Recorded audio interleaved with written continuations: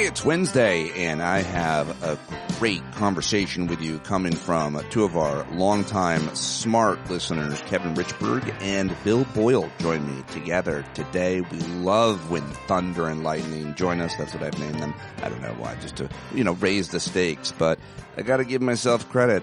I'm good at finding smart people. I might not be the smartest, but I certainly ask the smartest pretty good questions.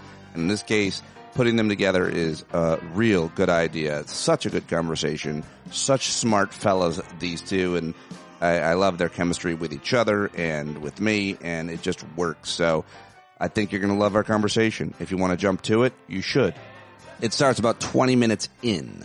If not, stay for the news, because I've got your headlines coming at you right now. Can't do it without you and your support. Patreon.com/Pete Dominic is the place to go. No ads on the show, if you haven't noticed. It's just me and you, and I can't do it without you. So subscribe now or pay more if you can. All right. I hope you're doing okay. Checking in with you, check in with yourself right now, and I hope you are maintaining some kind of balance somehow, if that's possible. And if not, maybe tomorrow, maybe the next day. Either way, don't beat yourself up. Have compassion for yourself for all the things that you're feeling and doing, and try to get it better tomorrow, if possible. All right. Well, that's it for my pep talk. I hope that was really motivating.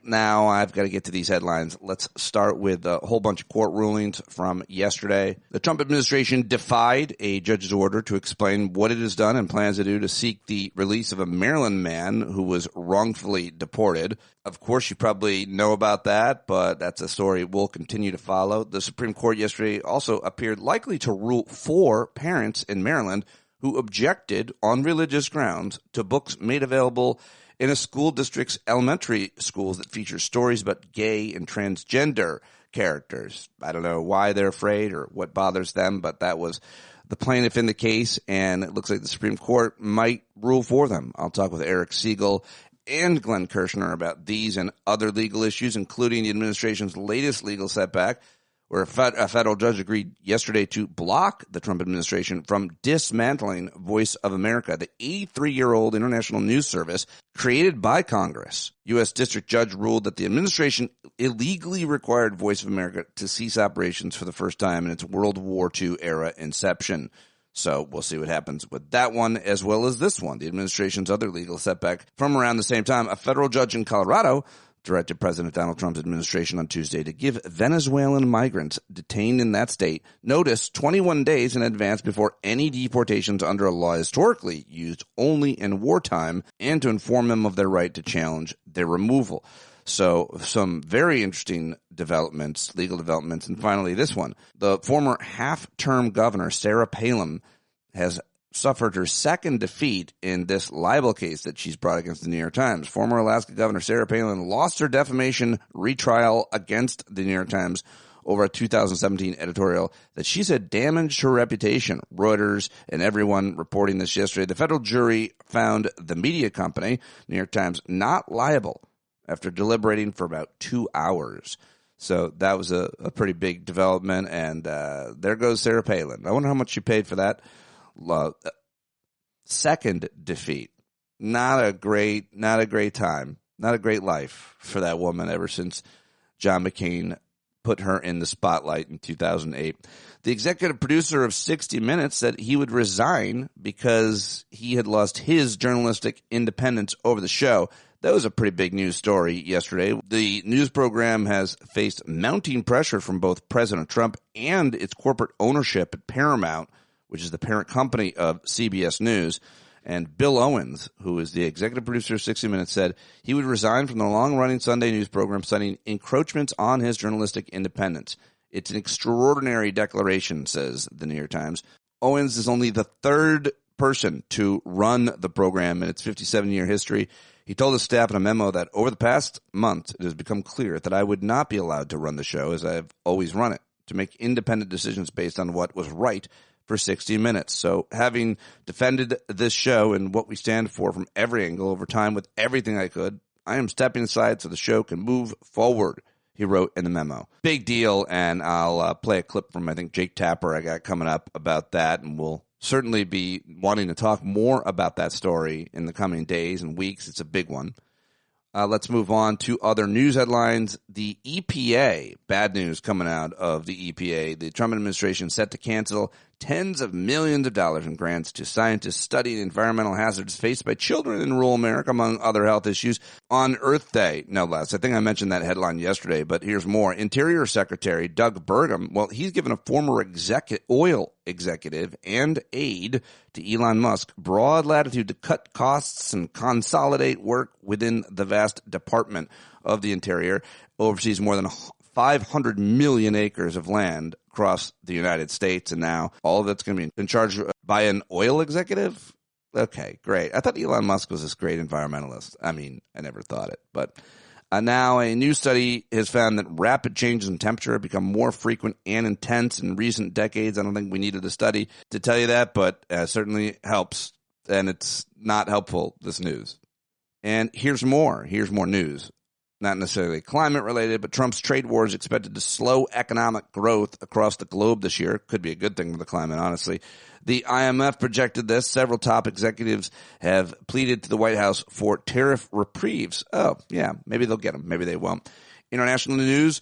Secretary of State Marco Rubio decided to skip the next round of ceasefire talks in Ukraine and Russia, and Kiev said it would not accept a deal that recognized Russia's legal control of Crimea. Big development there. In India, militants opened fire on tourists in the Indian-controlled region of Kashmir, killing at least 24 people, a massacre in India. In New York, 3 federal prosecutors who worked on the case against Mayor Eric Adams said they would resign rather than admit wrongdoing. So that's a pretty big deal. And finally, this authoritarian dictator baby is stepping into a local issue in my state, in New York, out in Long Island, in Massapequa. He wants Massapequa High School there to be able to keep its chief mascot, which is a depiction of an Indian chief in profile with the whole feather headdress and everything. Well, they want to get rid of it, and Trump, well, people are divided on Massapequa, of course, but Trump is stepping in. He's got something to say about this local issue, and that's disgusting, of course. All right, more headlines coming up in my conversation with Kevin and Bill. We'll unpack a few of them, but now it's time to get to the clips that I've got for you right now. The clip show. Let's start with Jay Tapper, the newsman at CNN, talking about Bill Owens, the newsman at CBS, and this major development I just mentioned. Of course, the Trump administration is suing CBS for no good reason at all. 60 Minutes in particular, their Kamala Harris interview, which was nothing at all wrong with it. And according to legal experts, Jay Tapper hears from, they would definitely lose. But Paramount, which owns CBS, wants to merge with another giant company called Skydance. And, well, take it away, Tapper. And legal experts, left, right, and center, say that this lawsuit in a court would certainly fail spectacularly. But Paramount Global, which owns CBS News, is currently trying to merge with Skydance Media. And in order to do so, they need the approval of the Trump administration, specifically the FCC. And under the FCC's brand new Trump-supporting commissioner, Brendan Carr, it has been suggested that Trump's news distortion allegations against 60 Minutes will be considered by the FCC before any merger is approved. Now, Sherry Redstone is the majority owner of Paramount, and she stands to make a fortune if this multi-billion-dollar deal, this merger, goes through. And it seems as if Sherry Redstone is likely to bend the knee to Trump and settle this allegedly frivolous lawsuit. Now, Bill Owens, until today the head of 60 Minutes, rightly believes that 60 Minutes has nothing to apologize for. And that's what's going on. That's the context. One 60 Minutes source tells me, quote, the lawsuit was baseless. He wouldn't apologize, meaning Bill. Bill Owens wouldn't bend. He fought for the broadcast and for independent journalism, and that cost him his job. It's shameful, unquote. A second 60 Minutes source tells me, quote, Bill has widespread support at 60. He's dedicated his life to CBS and the broadcast. And this was his last act of dedication to it. It's like a guy who has been battling for months against an attack, unable to defend the broadcast from inappropriate corporate influence. He pulls the pin from his last grenade. He sacrificed himself, hoping it might make our corporate overlords wake up and realize they risk destroying what makes 60 Minutes great. It seems clear now, in a quest to sell the company, Sherry Redstone and others will bow to presidential pressure. 60 Minutes is one of the crown jewels of American broadcast journalism, and they have no problem crushing it in their race to make a deal and make themselves richer, unquote. Sherry Redstone had no comment when we reached out. President Trump, of course, has been trying to kneecap anyone providing oversight over his administration. He literally started his administration by firing a whole bunch of inspectors general. He is currently ignoring judges and courts. He and his MAGA forces intimidate the legislative branch from uttering even a peep of criticism. They're going after law firms. They're going after universities. And this war against the Fourth Estate journalists is of this piece. Owens is not without his critics, of course, but this is not about one man or even about one show. It's about an attempt to be rid of criticism. The Pentagon has taken the offices of CNN and NBC and the New York Times and Politico and reassigned them to outlets that provide more flattering coverage, like Breitbart. The White House is doing the same with wire services, its war against the Associated Press, and bringing in folks like this one from last Friday. Photos have emerged of Senator Van Hollen sipping what appears to be margaritas with Abreu Garcia down in El Salvador. Do you encourage other Democrats to fly down to El Salvador to meet with this illegal alien who's an accused wife beater? I like this guy. See, now this is the kind of a reporter we like. There aren't enough of them. That person, of course, that was asking that question was asking about a lie. Senator Chris Van Hollen says that those margaritas were never touched. They were set up on the table by somebody working for the president of El Salvador to make a joke of this senator's meeting. Those margarita glasses were propaganda, and that's what that person asked about. And, of course, that's the kind of reporter that the president likes, because that question was not the question of a reporter.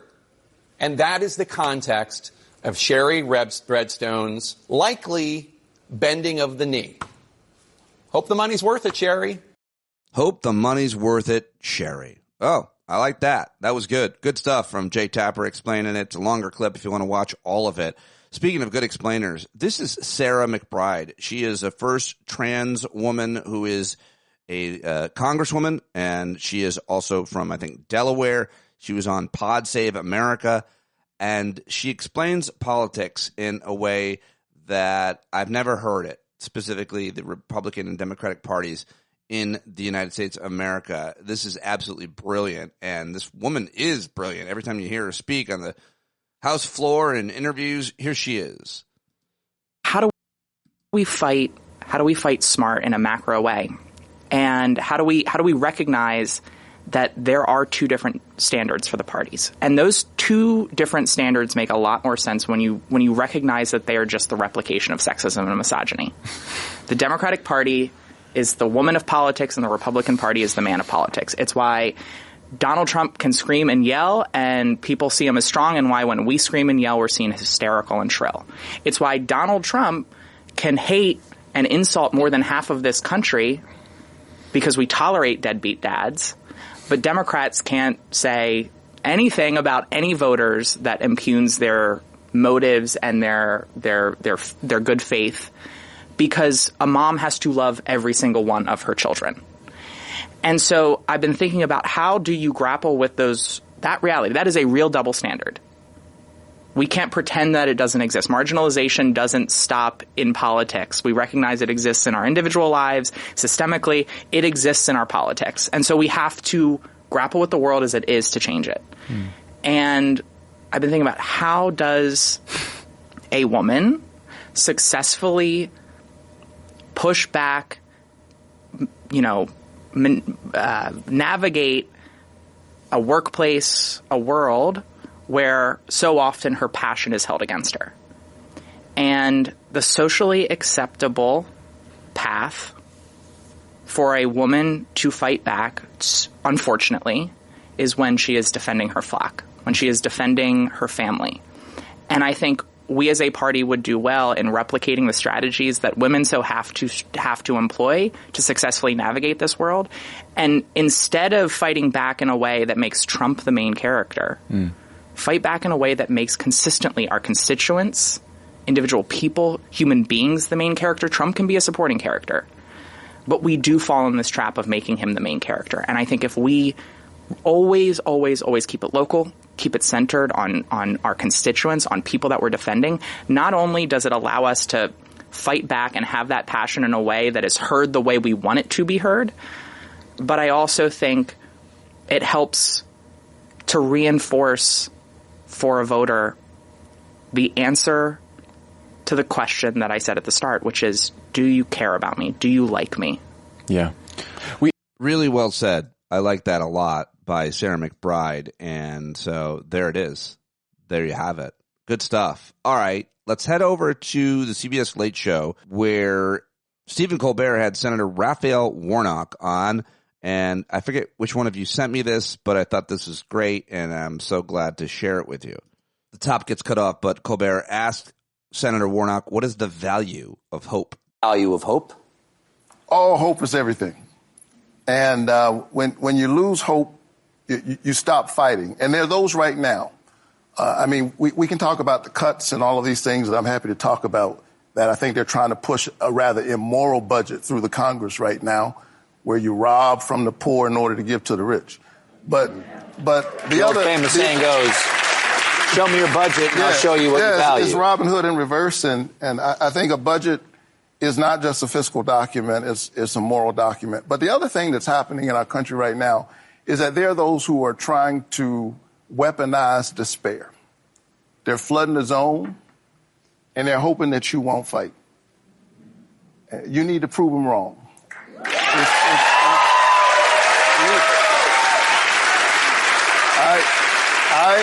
I still believe that the power in this country really does rest with the people and not the people in power. And if a kid who grew up in public housing, number 11 of 12 children, first college graduate in his family, can become a United States Senator, anything is still possible in America. Yeah, good stuff. Good stuff from Raphael Warnock with Colbert. And now here's Stephen Colbert's old boss. It's Jon Stewart talking to comedian Ramzi Yousef on The Daily Show, asking Rami Youssef the difference between Islamophobia and anti-Semitism. Islamophobia and anti-Semitism are such brethren in like different moments, you know. Yeah, but we got like a really bad end with our like Islamophobia is weak.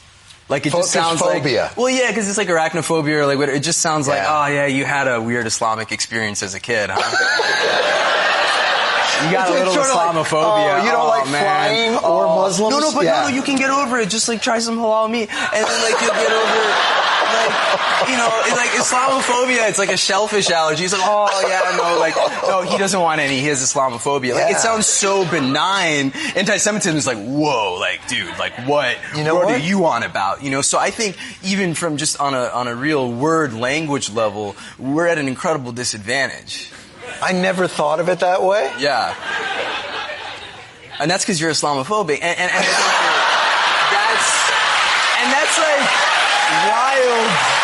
That's wild because it's just wild because we know each other. Yeah, I know. We're both from Jersey. The ism. It's I'm gonna have to go through our text chains and find out how subtle my Islamophobia has been here. It's there. Yeah. But they'll hit me. I generally get, no matter what I'll put on the web, and I try not to do it much. Third comment is always, you changed your name, Jew. And you're always like, really? I'm fooling people? Is that? Look at this face. Like, you'd see this maybe on a Yentl poster. That's the only... All right, there you go. All right, those are the clips I've got for you today. Sorry, I don't have more today. I ran out of time. But I do have a great conversation with Kevin Richberg and Bill Boyle coming right now. Can't do it without your paid subscription. Second plug, patreon.com/Pete Dominick. Pay more anytime. There you go. Well, Richberg is a farmer, and he went to MIT. And so he's a scientist. He's traveled the world. He's been to over 130 countries. He was a travel photographer for a long time. Brilliant guy in all kinds of different ways. And we're going to be going to his farm September 5th through 7th. You're all invited. Slate Hill Edible Forest. Details to come soon. But Kevin, very good friend of mine, and joins us regularly at the Hangouts, as does Bill Boyle, who is a businessman in Washington, D.C., where he owns parking garages and more. And he's also an astute student of politics and history. I love having both of them on together. You can follow and support both of them. I'll get more information on them in the show notes. If you want to learn more, I'd love for you to let them know that you've heard them here on the show. But most importantly, if you're a paid subscriber, you can come hang out with both of them on Mondays and Thursdays. They both usually join us. You can challenge them, ask them questions, make fun of them, all of which I do in this interview. Love these guys and love talking to them. I think you will too. Let's do it right now with the Rich Boyle, BoyleBerg, Thunder and Lightning, Kevin Richberg, and Bill Boyle. All right, there they are, Boyle and Richberg, Thunder and Lightning. We had to do it. It had to be done, and there's a bunch of issues that I wanted to get through with you boys, but we got to start at the Vatican and the Pope. The Pope is dead, and you've had 48 hours to hear from people, and before we go to a Catholic, we just want to get Kevin Richberg's take, because he's a cynical bastard and probably doesn't love organized religion much. But you said something right before I hit record and before Boyle stopped in that I wanted to get Bill's reaction to. Yeah, I this is my genuine feeling. I'm not a religious person. I find that when people have religion in their heart and they execute it in a positive way for themselves and everyone around them, I love it for them. That's great. But I said that it is my honest belief that Pope Francis left the Catholic Church better than he found it. Now, that having been said, the Catholic Church was in the trash, so he basically took it out of the trash and dusted it off. Boyle, I can see that's you're a great way to put it. I really deeply, do. I can see you're deeply offended, Bill. No, really, it's a great way to say it, because the bottom line is that the Catholic Church still was resisting under Benedict, dealing with the crisis, sexual assault crises that had been going through, and it was still under the sway of John Paul I's sort of conservatism. And this Pope Francis, he did a bunch of things that I think if you're not Catholic and paying attention would totally miss. Like, he is, he came in, I think he was a Jesuit. Am I correct? Yeah. Yep. But he named himself Pope Francis after a Franciscan, right? Like, there's a bunch of little things he did, a bunch of little gestures that individual groups saw and understood that laid him out as a very liberal and very open-minded guy. The things he said about homosexuality, about, he's the guy on the captain of a gigantic oil tanker. And turning that is a delicate and very difficult and long-running thing. And on the oil tanker, there's a whole bunch of trusted priests molesting kids. I just wanted to and as you and I have had this discussion, the percentage of priests molesting kids is the same as adult males in general in the population. Which is not a thing you hear. Now, that's not to say that they did not handle it terribly globally. The thing, right? the As difference between they were awful about it, and I think that Francis did a lot to help with that. And by the way, something that people probably don't realize is he appointed 80+% of the cardinals who are going to be replacing him, and that's permanence. That's a way to cement. He's turning the church into a more liberal institution. Whatever. And I think that is going to be it's almost he did more to make the church more liberal than John Paul did to make it more conservative. Okay, well, and that's a big deal. I don't like your same percentage of males in general statistic. It's like men suck. Well, no, because I find men suck, but most men aren't trying to build trust and credibility with kids and then trap them in a fucking. But the same percentage are doing that in the regular population versus priests or any other group. You would be amazed at how many high school teachers molest kids. I wouldn't be. I know how it's many a lot, soccer coaches. It's a pervasive problem. This, to be very clear, does not let the Catholic Church off in any way, and I would argue that it has much greater responsibility as an institution to handle things in a good way than your local fucking soccer club does. Although they all do. Fair enough. Let me move on. I got a bunch of them. Let's keep it because I wanted to get both of you guys your take on a lot of this stuff. Let's move from the Pope to another specific person. It's Elon Musk. And oh, my buddy. We've heard, well, real quick, Kevin, do you think that J.D. Vance killed the Pope? I'm sorry, I forgot to ask.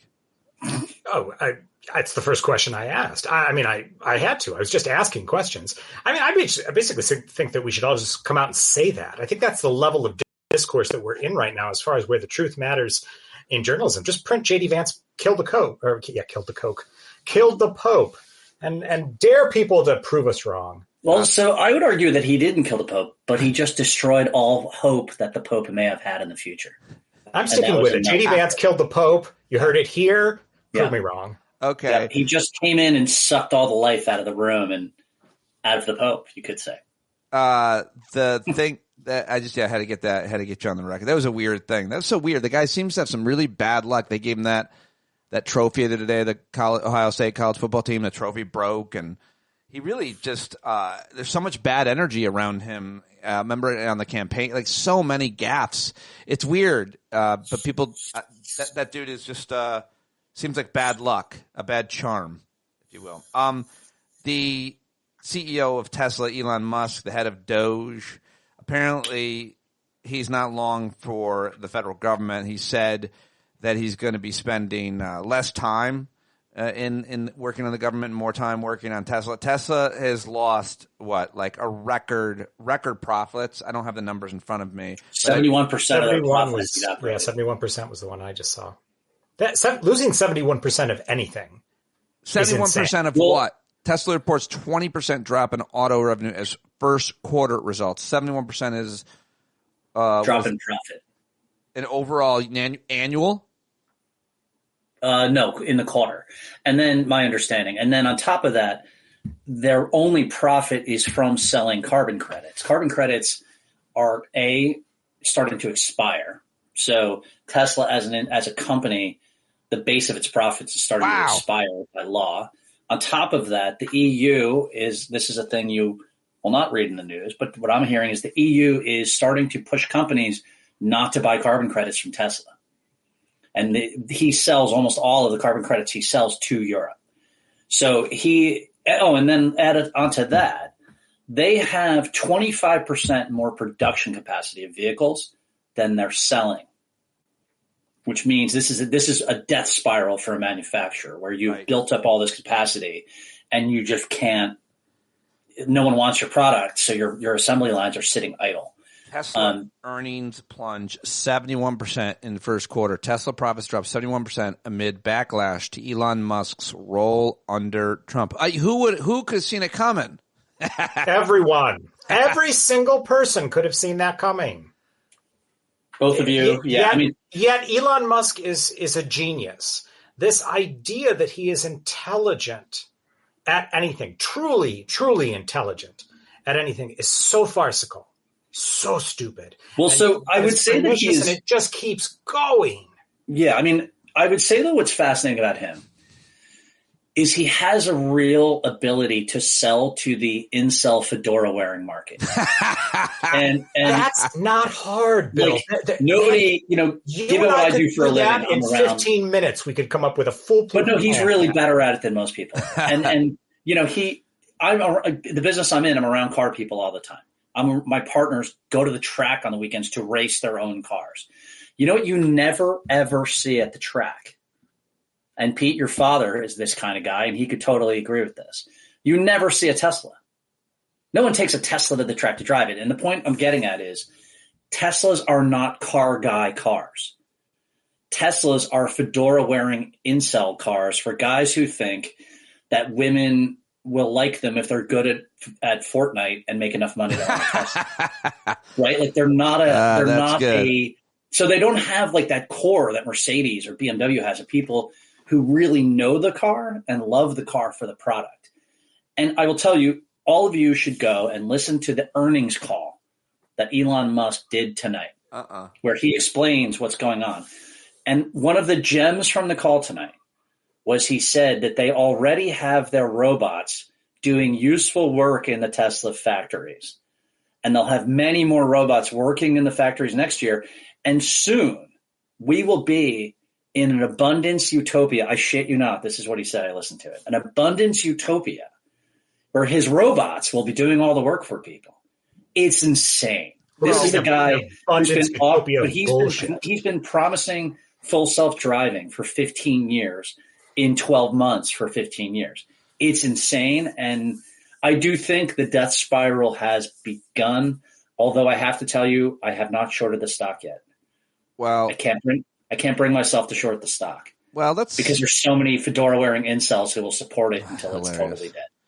Anything else on Elon Musk, Kevin? Any other thoughts on his role and how the exit? The damage is already done. This is going to be my answer to a lot of other things that we're going to talk about tonight. The damage to the government that was going to be done by him has already been done. What about so he's Kevin? Literally the character in the meme who tosses the Molotov cocktail over her shoulder and the whole building and car burns. What about his desire to, Wall Street Journal's investigative piece, his desire to spread his seed, populate the planet with Elon Musk's? Kevin, what do you think about a guy who would? That is the definition of megalomania at a bare minimum, and probably far worse, a form of narcissistic psychopathy that belongs in health textbooks and racism not in real life. Yes, and yes, and eugenics and things that we believed we left in the dustbin of history. All the oldies are coming back. Yeah, eugenics is coming back. Yeah, measles. Open racism is a hot now. It's back. These guys are the AM radio of fascist politics. Again, right? Yeah, well, they are. It's the way that this is going. We're all going to be communicating with each other on a CD radio, and that's going to be it. Yeah. Well, I said something smart for once about a month ago. No, it was a couple of shows ago. I feel like, what did you say? The AMization of radio? I said it's the AM radio of fascist politics. Right, but it's like all the old hits. But it's like all the right-wing talkers that were, on AM radio and even at Sirius XM that I worked with, shared an office with, like, I used to listen to them and think, man, if I believed this shit, I would kill my neighbor. Yeah. And I would run to the border and I would, the killing babies, like all the shit they were saying all the time. And now it seems like a critical mass obviously believes in what the extremists would say on the radio that they even didn't believe. And now, even more, I read Mark Levin is now working somehow as a consultant to the administration. Mark Levin, one of the most popular. That's the guy I always think of because I used to listen to him every day on the way home going, who likes this guy? Anyway, good. Let me ask you about the trade war. It is on, is hot. Gold is on fire. Speaking of talk radio guys, if you'd listen to them, they would have finally been right. The price of gold has been surging. Stocks also shot up this week. The president, our dictator in chief, he tanked markets earlier this week, at the beginning of the week, by talking about firing the chairman of the Fed. And then he said, he's not going to fire him. And so markets, I think, started surging. Do I have that right? Are we paying attention to that at all? Because we don't have to spend a long time on this, but we do have to talk about it. Kevin, you first. Are you paying attention? Are the markets a child that you hold a candy out to, and when they see the candy, they smile bright and go, "Wow!"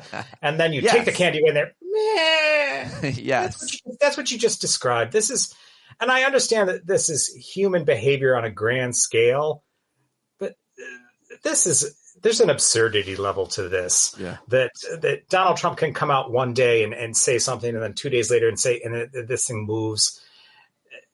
I'm so over it. I'm sure that they are too. Serious people who have money at stake in this have got to be over this. Unless they believe that this is a game where they're making money out of, and Bill probably can speak more to those sorts of people. They're just not in my circles, Bill. The folks that can gamify this as to, I know exactly when to buy and exactly when to sell, and I'm going to come out of the Trump administration more powerful than ever. Well, the difference between Kevin Richberg's circles and Bill Boyle's is like Mars and Venus. Richberg is like mostly farmer's market, and Boyle's a DC animal. And you texted me something earlier this week, which I thought was really interesting, about something one of your businessmen friends said. So as a way to answer this question about markets, what are your businessmen friends? Oh, here it is. Talking about shipping and supply lines and chain chain of supply and all of that. And this stuff is really boring and complex, except it affects literally everybody who goes to any store to try to buy anything. It's either there and it's expensive, or maybe it's not there at all, or it's not even sold here anymore. But there's a lot. You should read it. You should read the text. Okay, I wasn't sure if I had permission. Yeah, go ahead. Let's see. My buddy who runs a very big shipping industry company, I can say that. Mm-hmm. He just copy and pasted the text to me. Your friend wrote, "It's a bloodbath for shipping.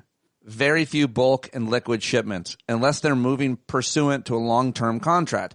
So much shipping happens in the spot market, freight arbitrage. Business is frozen from a lack of predictability and the possibility of fees on Chinese-built vessels. The administration has an incredible limited understanding of the business." Now, most of that you can be forgiven to not understand. But if you can just put those words together, and specifically the line, "business is frozen from a lack of predictability," to me, that's the one that kind of put the hair on my arms. The hair on my arms stood up when I heard that. What do you want to translate that? So the predictability is the key to business, right? It's why the U.S. dollar is a reserve currency. It's why the United States is considered to be a safe haven, because the law protects you from arbitrary actions of the government, of other business, people, etc. In Russia, they have a problem of armed gunmen coming in and just taking over businesses. And if you don't have enough pull in the government, then you either have to shoot the guys doing it or you have to give up your business, right? In the U.S., we have predictability because we have rule of law and we have basically fair business environment. The problem with the tariffs is that is just a totally arbitrary imposition, a tax between 10 and 125% or 145%, depending on the country, on things you're buying. And it's gone up, it's gone down. They say maybe we're going to keep it, maybe we're not. Maybe if you go Tuesday, today, and you buy a bunch of product in China and you think you're not going to be tariffed, but then in the meantime, Trump, or maybe you figure out the tariffs 100%, you put that into your costs. Halfway across the Pacific Ocean, Trump says, fuck it, it's going to be 300%. Right. And now you can't predict what your costs are, what your profit is. What that does is you immediately stop fucking spending money. You wait. If you were going to build a factory, you stop. If you were going to hire people, you stop. If you were going to go make a deal on tea from China, you don't fucking do it because you don't know whether you're going to win or lose. You can't even remotely predict it because the guy at the top is making insane arbitrary decisions. So that's when he says the spot market in that quote, that's most of the spot market is you show up at an exchange, you say, I have this much to send. People bid, shipping companies bid on your product, on your bulk shipment. You take the best deal, you give it to them, they deliver it to America. Well, that's 80% of the market. That's 80% of everything shipped, which means that 80% of everything shipped, no one can predict what it's going to cost them. And so it doesn't get shipped at all. Nobody, it's crazy. Well explained. And by the way, you know who is about to get royally fucked is trucking companies. Because ships from China, 3 weeks ago, somebody told me, I think only 25 ships came back empty from China. You brought a product to China, you want to fill that ship again and bring it back to the U.S. That's how you make money. Bring a product both ways. Well, because no one's buying anything from China because they cannot predict what their loss or profit's going to be. These ships, no one's bidding on them. So that ship comes back. It's called a dead load. It's an empty ship, and it's only costing you money because you have nothing to put in it to move as merchandise. So it was 25 ships a couple weeks ago. It was 51 ships last week. I'm hearing the count is 85 plus this week. Then a bomb. Now those ships, by the way, a timer is coming. Well, but those ships come empty. Those ships come empty, and every truck in the port of Los Angeles that was emptying a ship and delivering widgets, solar panels, toys to America now has nothing to bring, and those trucks aren't going anywhere. Which means the biggest number one employer in something like 35 states is truckers. and they don't have anything to fucking deliver, which means they're not getting paid. I would love to hear from folks listening to unravel any thread of what Boyle said. And Kevin Richberg might not be a banker, but I realize as Bill started talking there, you are a farmer and predictability matters a great deal to you, but you're also spent a lot of time doing research. You're a scientist. And so I wanted to shift the conversation away from markets and finance and specifically the economy to all these headlines, these flood of headlines on the attack on research, on academia, and specifically on research. I just read this from the New York Times. A groundbreaking microscope at Harvard Medical School could lead to breakthroughs in cancer detection and research into longevity. But the scientists who developed computer scripts to read its images and unlock its full potential has been in immigration detention center for 2 months, putting crucial scientific advancements at risk. So if it wasn't enough that the Trump administration was cutting funding and threatening specific institutions, their stupid immigration scheme is putting important researchers in jail and they can't do their research. My question to you is just any reaction to any of these cuts at NIH, these people that are losing their jobs, that are doing good research, that are doing in the government or in academia. It's way, way, way worse than that. Going back to what Bill was saying, what Bill is describing is something that will physically happen. It's happening now. It will happen downstream. The people who will be holding the bag at the end, it will always be you and me. Always the consumers will always get the bag at the end. The bag is coming to them. What you're talking about now with science is the absence of our future. Not that something bad is ultimately going to happen. And that is truly, truly sad and hurts us possibly even more than a recession. A recession could come and go and we could fade into the future and bring back the economy. We are never going to get back the research that's never going to happen. We are never going to get back the scientists who leave. We are never going to get back the truth and the facts of things that are altered for political reasons. And the scale of that won't even be quantifiable because there won't be any data because it didn't happen. And that may seem like something that's hard to wrap your head around. It is. But we cannot say that microscope, that person who's been in detention for 2 months, what it would have done to a potential future, you can't prove it because it isn't going to happen. Yeah. It's very well, and it ramifies out from there, right? Because it's not just that she's idiotically in prison. I think, is she Russian? Oh, I don't know. I didn't even see the gender of the scientist. Go ahead. I'll look it up. I think she's Russian. But anyway, it's not just that she's not going to finish that research. It's that someone's not going to come here. Many people are not going to come here to do research in the first place. Right. Because why would you risk that? And so it is what you can see is an order of magnitude less than what the actual effect is. Harvard created 142 scientific patents last year. What are we going to get this year? Probably not that many. The historical corollary is Germany and German scientists and European scientists fled Europe en masse, coming here and creating an enormous wave of breakthroughs in the 50s and 60s. Enormous. Changing the course of human history. Whatever we were going to do isn't going to happen now, and we'll never know it.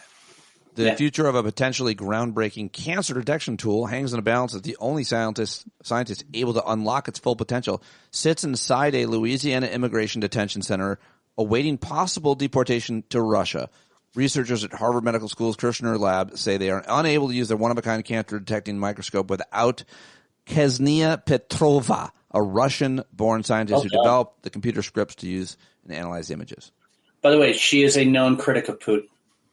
Oh. So forget about just the scientific part of it. She goes back to Russia. Well, that's why I'm guessing he's taking orders. Yeah, but I mean that just as a humanitarian part of it, it's even worse because it's probably her life at stake. The last thing I want to say for last, I figure I've got legal experts coming. I think Siegel and Kirshner I'm going to talk to tomorrow, but I wanted to get both your, human take and this, political take, much less if you got any legal analysis that you've read or heard about of what's happened to, of course, Abrego Garcia and all of the rest of these guys. Apparently, like 90% of them, there's no evidence that they committed a crime other than coming into the country or staying here past their visa illegally, if you will. But what do you make of the court rulings? It's real hard to keep up with the latest legal developments. The Supreme Court today appeared likely to rule for parents in Maryland who objected. No, that's not it.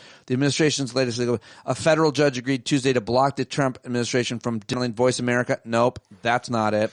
A federal judge in Colorado in Trump's administration Tuesday to give Venezuelan migrants detained in that state notice 21 days in advance before any deportations under a law historically used only in wartime. Okay, that's not it either. The point is, these are all legal developments every day. You could be forgiven for not being able to keep track. Bill, you first, your reaction to what you saw with Senator from Maryland, Chris Van Hollen, and all the developments with Abrego Garcia and these others, not to mention just the future of habeas corpus due process in these United States of America. So Chris Van Hollen did a really great thing, which is that he did the obvious thing. He actually did his job, went there and said, this is bullshit. This is un-American. It's not okay. And what he really did that is smart is he did not listen to or worry about all the polling people in the Democratic Party going, whoa, Trump actually does well in immigration. He actually did Karl Rove's thing of attacking Trump at directly what is his strongest polling area, which is controlling immigration. And the way he attacked him, though, is saying, whatever, you want to control immigration, I don't give a shit about that. But if you don't have due process, then you are not an American president that anyone should have. And that is exactly how to go after this issue for Democrats. Van Hollen was on every single Sunday show. MAGA influencer tells Steve Bannon Trump will have no choice but to suspend habeas corpus. And can I just say this to both of you? Yes, he's single, right? We need to stop talking about habeas corpus and due process. Those are words like democracy. We need to explain what they are to people, and we need to make people think that they might get accused of a crime they didn't commit. We need to make people think that that's a possibility. It's really easy. You say to people, look, you may not love it that you have somebody who's illegal commit a crime here. But you wouldn't want a buddy of yours thrown into a gulag in El Salvador with no recourse. That's ridiculous. It's crazy. Won't happen to you. I don't honestly think that that's hard for anybody to understand. You would say to somebody, you don't want to get a traffic ticket without there being evidence you sped. Yeah. It's the same thing. But I think that the big issue here, the most important part of this, the constitutional crisis is here undeniably now. Because Trump is already defying the Supreme Court. Supreme Court said you have to facilitate this. And as they said in their midnight or 1 a.m. judgment the other day, facilitate is not a inactive verb. You got to go and do this, right? And so I think, and I think that the crisis is here. I will tell you, I talked to some very conservative, very anti-democratic lawyers, one of whom is a law professor out in the Midwest who Eric Siegel knows. They are all now vehemently anti-Trump. He is killing off the last vestige of the people who were kind of going like, relax, it's not that bad. That's done. And I think that is a gigantic mistake for Trump. I think it's going to bite him in the ass as time goes on. And on one level, I know this can get a lot worse, and I think it will. But thank God for the fucking stupidity of these people. Yeah, no, that's a good point. Kevin, on the immigration issue, the courts, are they holding up all these injunctions, more orders to stop what you're doing than ever before against any president? What are your thoughts about the courts? More orders that come to tell them to stop, the more that the ones that they are evading or just downright saying F you are going to slip through the cracks unless journalism gets, better. Back to Chris Van Hollen, I agree with Bill 100% on how he handled that. And I look forward to looking back on this time as how Chris Van Hollen single-handedly killed Gavin Newsom's ability to become the next Democratic nominee for president, because that's not happening. Well, just that's make a little prediction now. It's a little inside baseball, but it's important, I think, because I guess one of you or both can explain, but I'll try. Gavin Newsom basically said we need to not be so concerned on this immigration issue. We lose as long as we're talking about immigration. We need to talk about economics, finance, pocketbook issues, and that is that about. Right. Gavin Newsom has always, there's been something in the back of my mind that's always been a warning. Gavin Newsom is like a man wearing a trench coat that every once in a while the trench coat slips open and you see what's really inside, which for him is just blatant opportunism. And we went through this in Trump 1, where creatures came out of the woodwork in order to be able. Yes, it's the Michael Avenatti syndrome. And everyone's like, oh my God, Michael Avenatti, he's us. We are him. Michael Avenatti's a scumbag. And I'm not calling Gavin Newsom a scumbag. I'll stop at opportunist. I don't have any respect for him anymore. I think that how he has conducted himself in Trump 2 disqualifies him for every future office. But just to be clear, the argument amongst Democrats and progressives, the political argument about what message is best is that did I frame it right? Like, let's not talk about immigration. We lose when we're talking about immigration. We lose when we're talking about trans. We lose here. We need to focus on where we can win. That's an important. Bill illustrated why that's garbage. Why that's always been garbage. The most important things that are happening are nested inside of Abrego Garcia's detention in El Salvador. If we lose. Yes, let's get some better terms for habeas corpus. If you can have your neighbor inform on you and you go to jail and they throw away the key, that's the end of everything for all of us. And let's just workshop ways of saying that to people and scaring the ever-loving piss out of them, because that's what's happening to these individuals. And the reason that they are trying to get them out of the country on this Foreign Enemies Act is because all of those people know that the courts would not find they are in these gangs, would not find they have committed any crimes. Right. That the worst thing that these people did was came here illegally, and sending them to a concentration camp or a death camp is not going to be something the average independent voter is going to say is okay as a punishment for simply crossing the border. Yeah, and that is perfect. And the last thing I'll say about Newsom is that Newsom can't make the distinction between he thinks that talking about rights is the same thing as being an identitarian, about being all about identity. There's an argument that you don't want, and you help the Republicans if you frame everything in the terms of people's identities as LGBTQ or a minority or white or whatever. And I think that's a fair argument. But he can't make the distinction between, like, okay, it doesn't really matter whether someone is brown or white or gay or straight if they're being thrown into jail in El Salvador with no due process. And it's actually the perfect argument to have, because it's a pin in the balloon of the Republicans' arguments that everything is identity. That's Trump's identity. Right. And you can say, look, like, the problem with thinking of things that way is that you completely destroy people's rights. You destroy the rights of the people that look like you and don't look like you. And there's no way that if you destroy the rights of one group, you don't do it for everyone else. You cannot, Germany, blonde, blue-eyed Germans didn't live a free life. And that would be the same for MAGA clowns if Trump is allowed to do what he wants to do. What is giving you hope this week, Kevin? Anything? Spring finally came.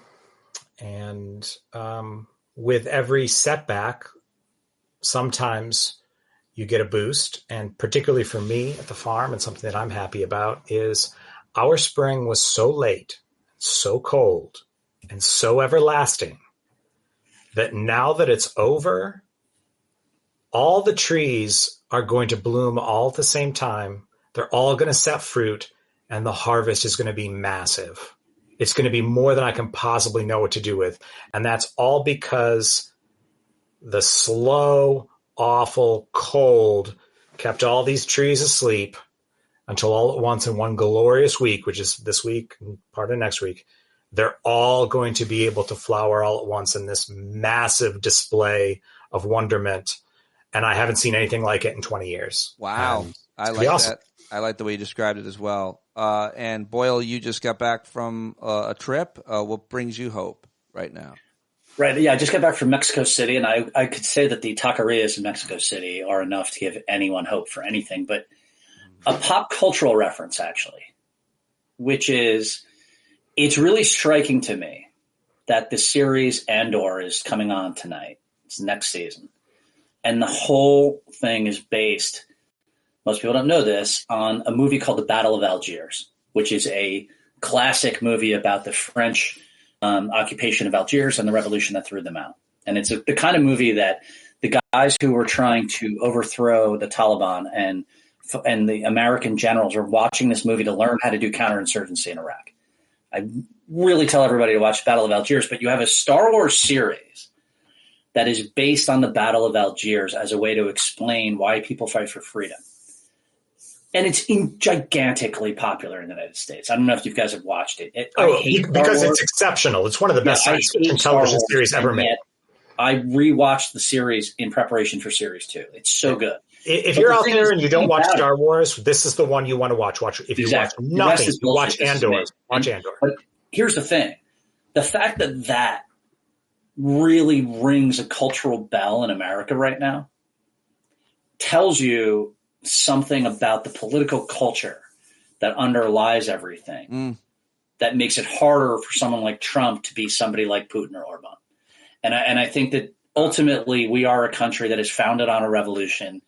Our ultimate goals and our ultimate culture is just inimical to people like Donald Trump.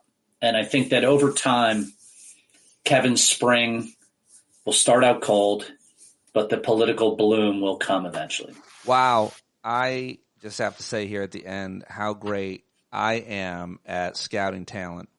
This was great. You're both so smart, and that was a wonderful set of questions that I decided to come up with to set you upon each other and upon all of these issues. Thank you very much for joining me, gents. Always great. Really appreciate it. Good stuff. Thanks, Pete. Thank you.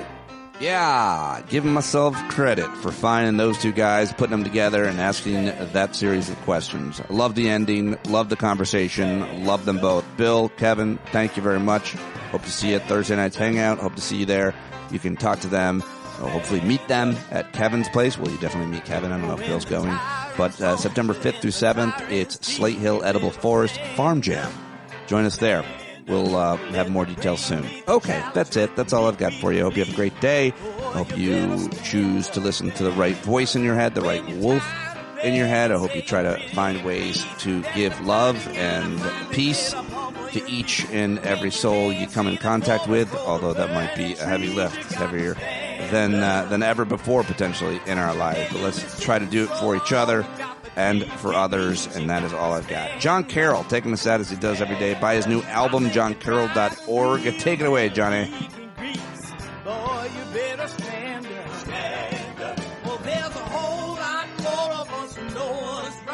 Keep right on ignoring us if we keep things right. We got